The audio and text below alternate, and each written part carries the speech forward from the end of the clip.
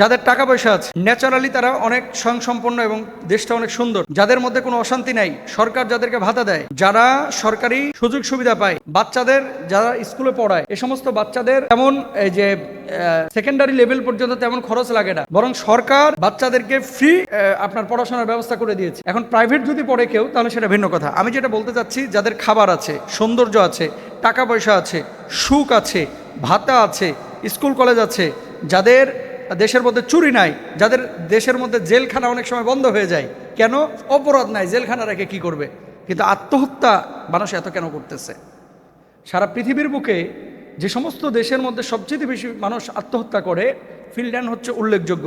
তো সুখী দেশ পৃথিবীর মানুষ বলতেছে, কিন্তু আত্মহত্যা বেশি করতেছে। কারণ হচ্ছে একটাই, পৃথিবীর মানুষের দৃষ্টিতে তারা সুখী, তাদের টাকা আছে, অর্থবিত্ত আছে, কিন্তু তাদের ভিতরে দিন নাই। আল্লাহু আকবার বলেন। যদি দিন থাকতো, এই ফিনল্যান্ডের মানুষগুলো পৃথিবীর বুকে জান্নাতি মানুষের মতো চলাচল করতে পারতো।